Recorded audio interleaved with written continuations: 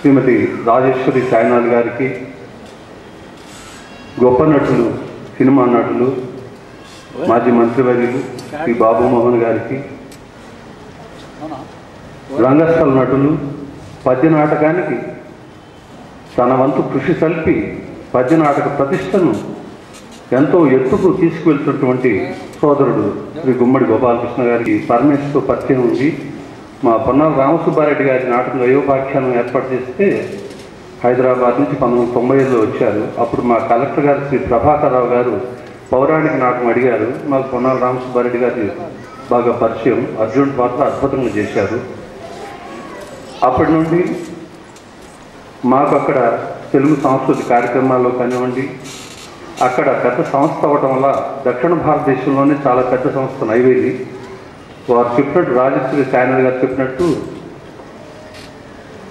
Chandigarh of north అంటారు. చాలా చక్కటి టౌన్షిప్, అన్ని భాషల వాళ్ళు అందరూ ఉన్నారు అక్కడ కూచిపూడి నృత్యానికి దాదాపు 25 సంవత్సరాలుగా 300 పైగా కళాకారులను తయారు చేసినటువంటి, ఇప్పుడు ఆమె శిష్యులు బోస్టన్లో ఉన్నారు, ఫ్రాన్స్లో ఉన్నారు. మొన్ననే 35 మందితోటి ఫ్రాన్స్ అంబాసిడర్ వచ్చినప్పుడు ఇవ్వడం జరిగింది పాండిచ్చేరిలో. మాకు అక్కడ చాలా తమిళనాడులో ఉండటం వల్ల కళకు చాలా గౌరవం ఉండటం వల్ల మేము నేర్చుకోగలిగాము. నాకు చిన్నప్పటి నుంచి సాంఘిక నాటకాలు వేసాను తప్పితే పౌరాణిక నాటకాలు చాలా ఆసక్తి.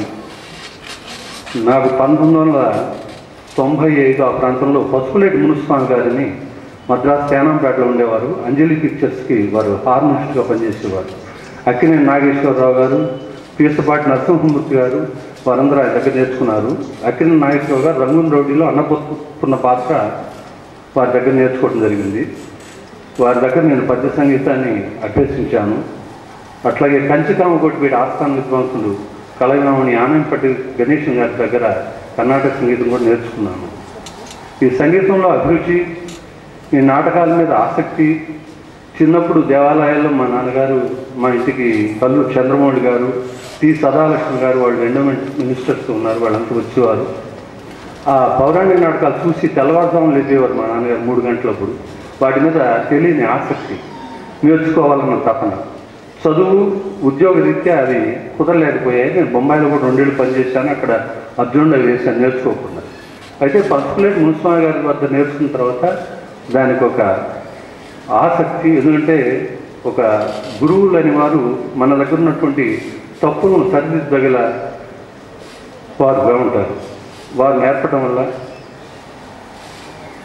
ఇప్పుడు పౌరాణిక నాటకాలు తమిళనాడులో మేము ప్రదర్శిస్తున్నాం. ఇక్కడి నుంచి కూడా, ఎందుకంటే తమిళనాడులో చాలా ఆదరణ ఉంది. త్యాగరాజ గానసభ, మరి త్యాగరాజ వల్ల తెలుగుకి ఎంత ప్రాముఖ్యత, ఎక్కడున్నా త్యాగరాజ స్వామి కీర్తనలు వినిపిస్తూనే ఉంటాయి. అక్కడ ఉండటం వల్ల ఎంతో ఆనందంగా ఉంది. ఈనాడు మాకు ఈ సత్కారం చేసినందుకు మీ అందరికీ మా తరఫున ధన్యవాదాలు తెలుపుకుంటూ నేను సెలవు తీసుకుంటున్నాను. కూర్చోగలుగుతాం మనం ఎప్పుడూ అనుకోలేదు. అది మా జీవితంలో ఒక మరపురాని ఘట్టం. ఆ భగవంతుడు మాకు ఇచ్చినటువంటి ఆశీర్వచనం. మీ అందరి సమక్షంలో ఒక విషయం చెప్పదలుచుకున్నాను. తమిళులు వారి కళలకు ఎంతో ఆదరణ ఇస్తారు. అటువంటి ఆదరణ మన ఆంధ్రదేశంలో ఈ మధ్య పుంజుకుంది.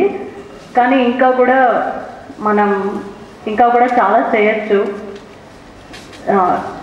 ముఖ్యంగా మన శాస్త్రీయ సంగీతం, మన శాస్త్రీయ నాట్యం, వీటి పట్ల తగ్గుతున్నటువంటి ఆదరణని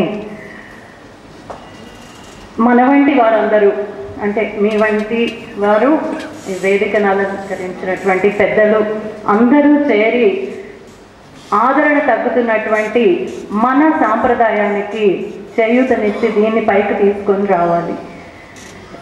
నేను చెప్పదలుచుకుంది ఇది ఒక్కటే. మనము పర సాంప్రదాయాన్ని తీసుకుంటున్నాం, కానీ మన సాంప్రదాయాన్ని మనం ఆదరించలేకపోతున్నాం. ఇది ఒక్కటే కొంచెం మనం అందరం నేర్చుకోవాల్సినటువంటి విషయం. ఈ విషయంలో తమిళులు చాలా ముందున్నారు. వాళ్ళు వాళ్ళ సాంప్రదాయాన్ని ఎప్పుడు మర్చిపోరు, దానికే అగ్రపీఠం వేస్తారు. దాని తర్వాత మిగతా అన్నీ కూడా చూస్తారు. ఇది సభాముఖంగా నేను చెప్పదలుచుకున్నాను. మా ఇద్దరికి ఇంతటి సన్మానం, మాకు జీవితాలు మర్చిపోలేనటువంటి గౌరవం. మీ అందరికీ దీనికి మా తరఫున కృతజ్ఞతలు తెలుపుకుంటున్నాను. నమస్కారం.